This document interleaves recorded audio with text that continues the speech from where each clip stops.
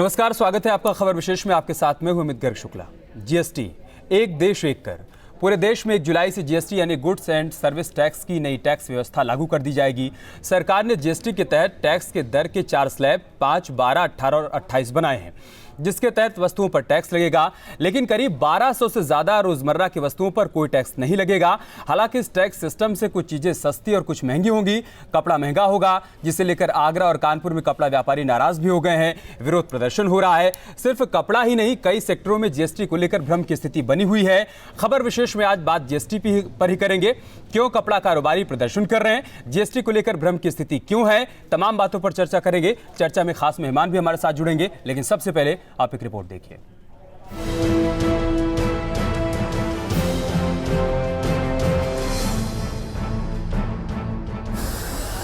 1 जुलाई से देश भर में जीएसटी यानी गुड्स एंड सर्विसेज टैक्स लागू हो जाएगा।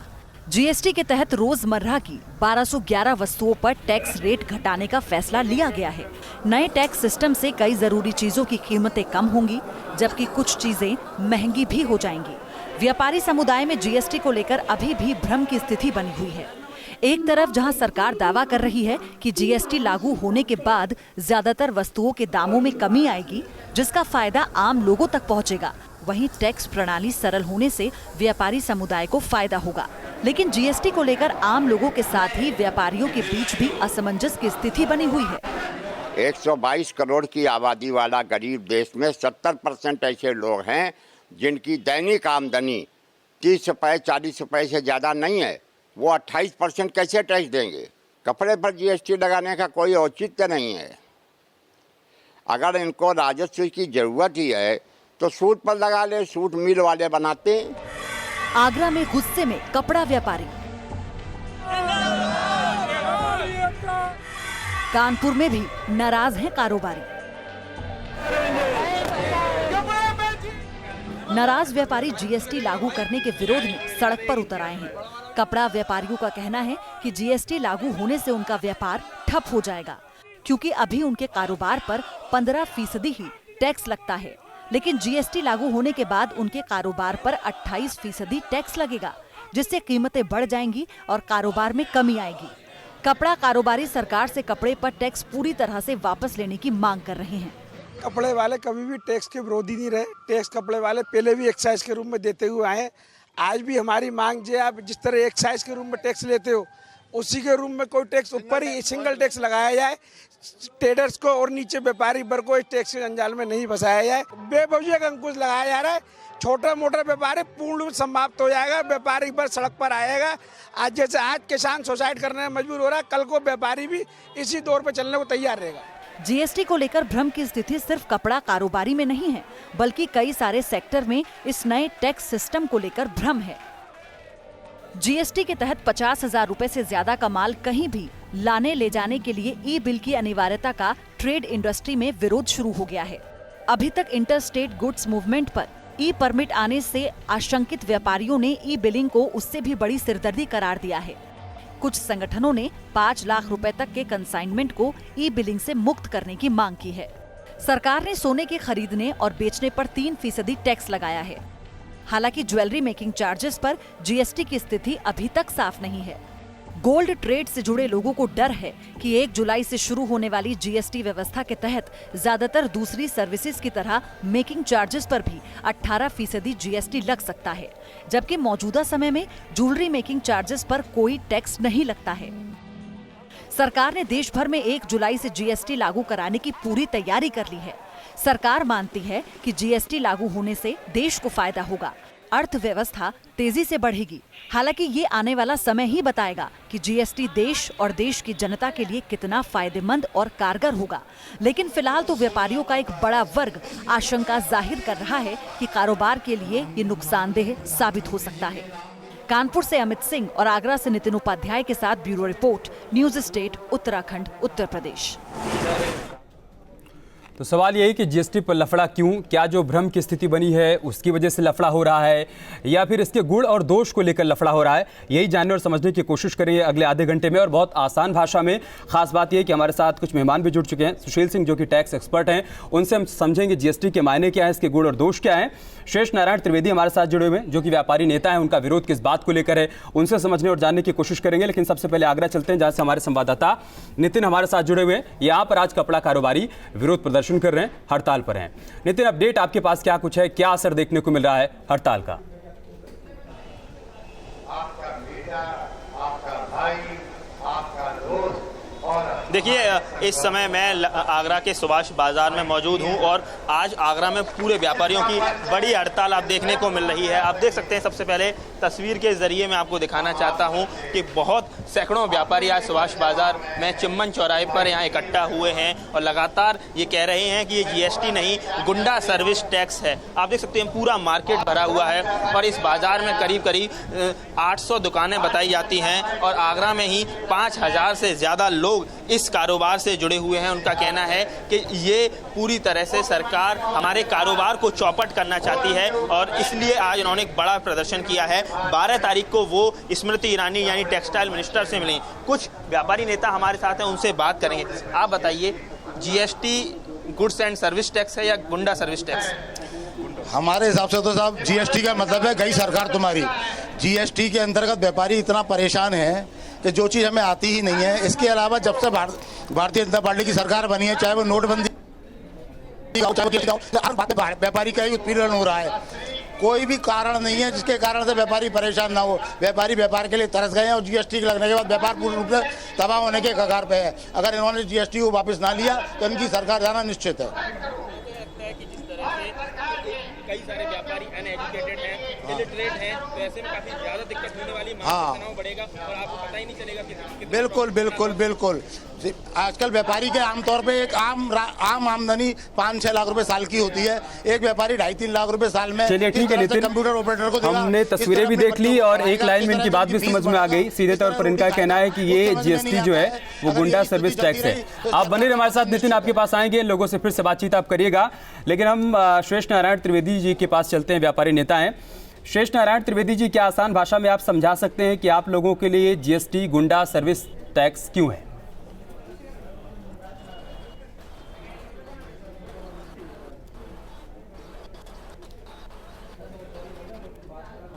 स्वतंत्रता के बाद से कपड़े पर न तो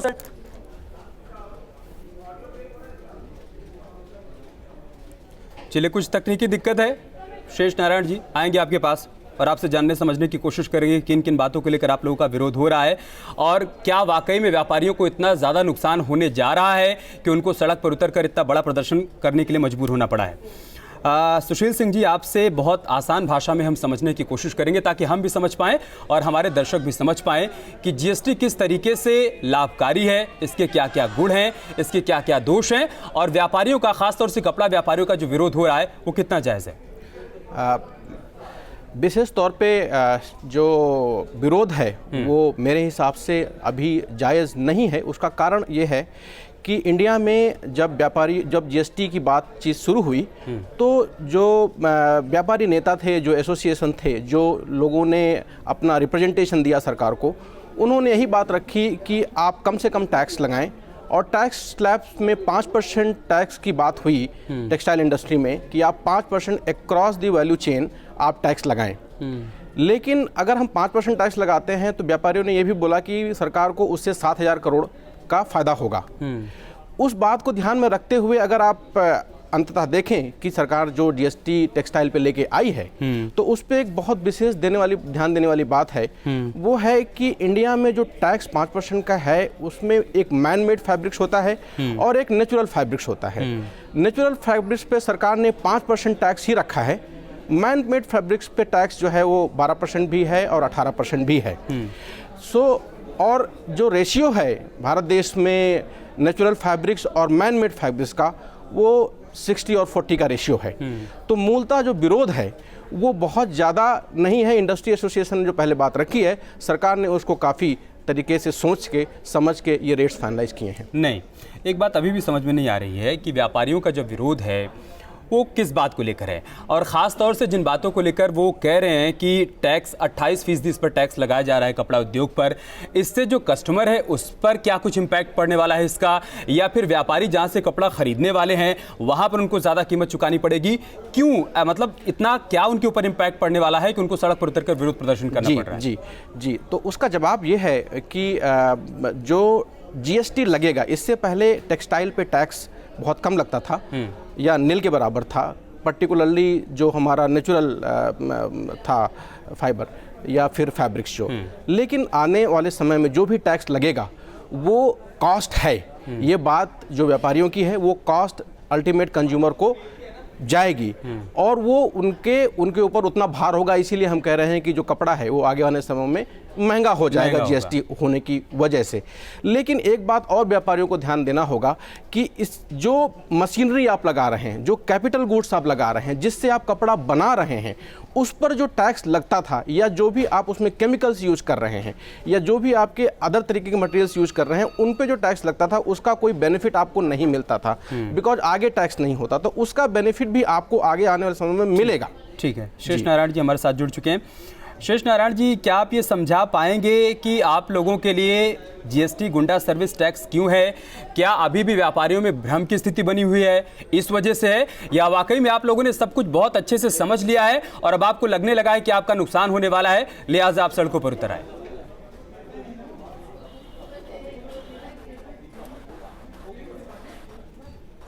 डायरेक्ट इसका फर्क उपभोक्ता पर पड़ेगा।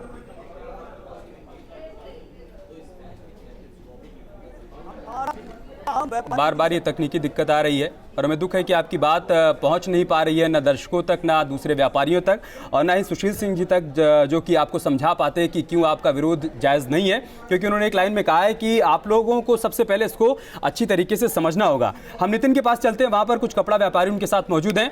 नितिन, आपके आसपास जो कपड़ा व्यापारी मौजूद हैं उनसे ज़रा बात करिए, उनसे समझने और जानने की कोशिश करिए कि किन किन बिंदुओं पर उनका विरोध है, वो समझाएं कि किस तरीके से उनको नुकसान होने वाला है।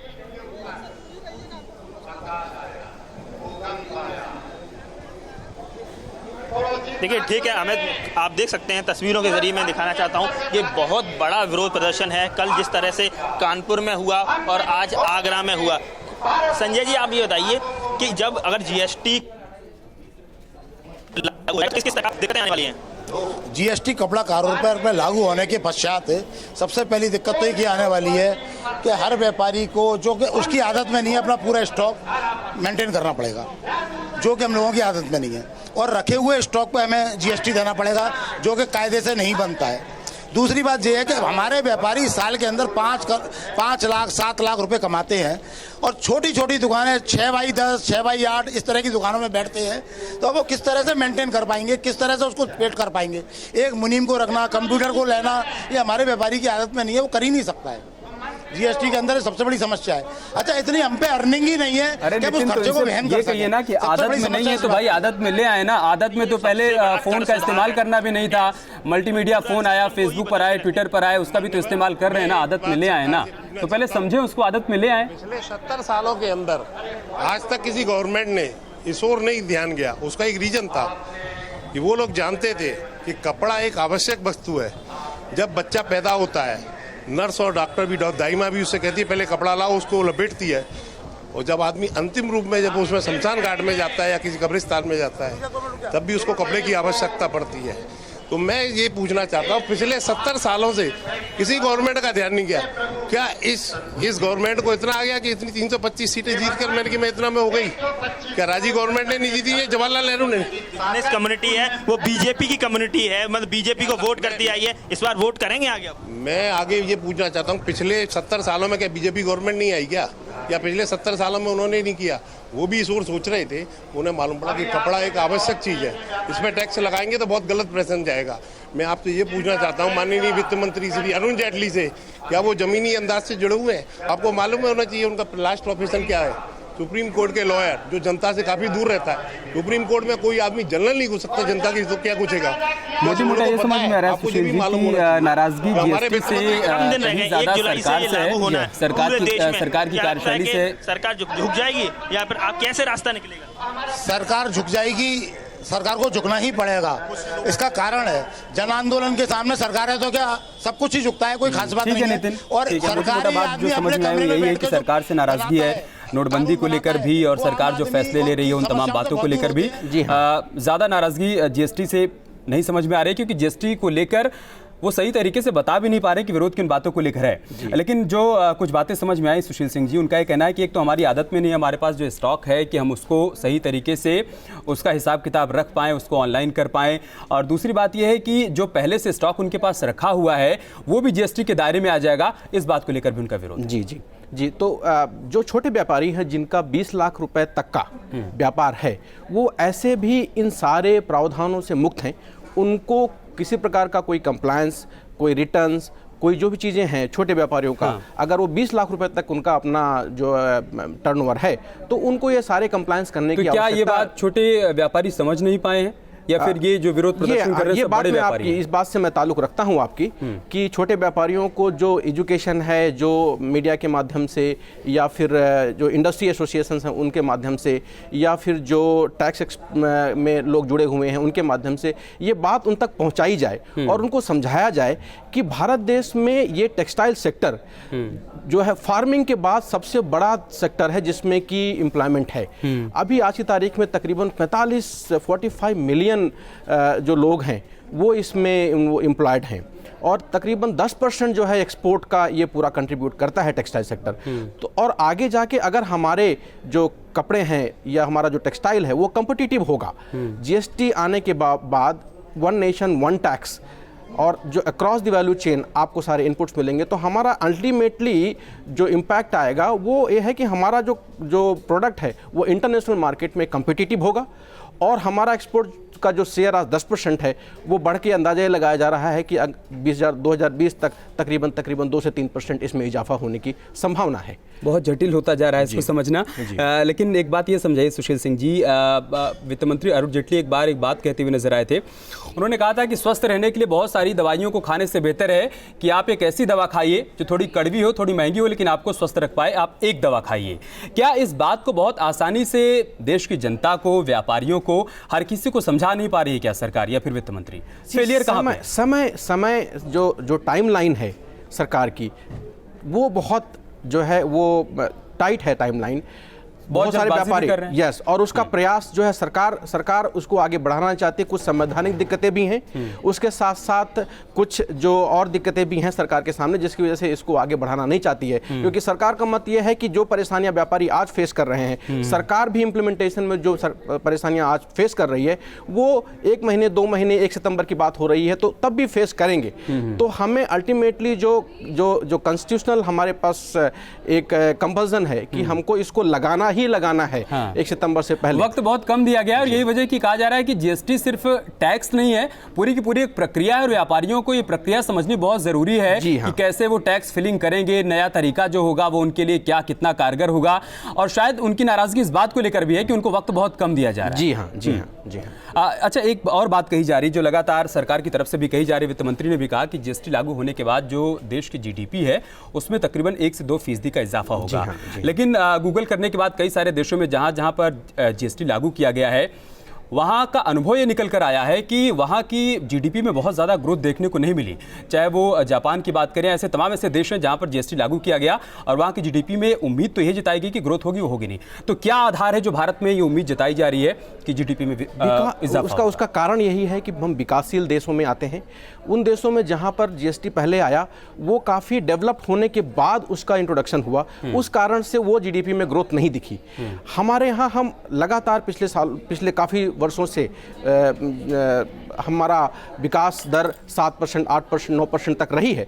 आगे आने वाले समय में इसमें ये बेसिस सरकार का यही है कि क्योंकि हम विकासशील देश हैं और इमर्जिंग मार्केट में हम काम कर रहे हैं, जहाँ पे बहुत सारी डेवलपमेंट एक्टिविटीज़ चल रही हैं, इसकी वजह से जीडीपी में इजाफा होना लाजमी है। जो सरकार का जो ये तथ्य है और जो इसके पीछे उनके कारण हैं वो काफ़ी जायज़ लगते हैं और आने वाला समय ही बताएगा कि इसमें कितना प्रतिशत इजाफा। ठीक है नितिन, आपके आसपास जो व्यापारी मौजूद हैं उनसे आप सीधे शब्दों में ये पूछिए कि क्या सरकार के फैसलों से उनकी नाराजगी है, सरकार की कार्यशैली से उनकी नाराजगी है, या फिर जीएसटी को लागू करने को लेकर उनको वक्त बहुत कम दिया गया है, समझने का वक्त बहुत कम दिया है, वो समझ नहीं पाए हैं, उन पे भ्रम की स्थिति है, इस वजह से उनका विरोध है।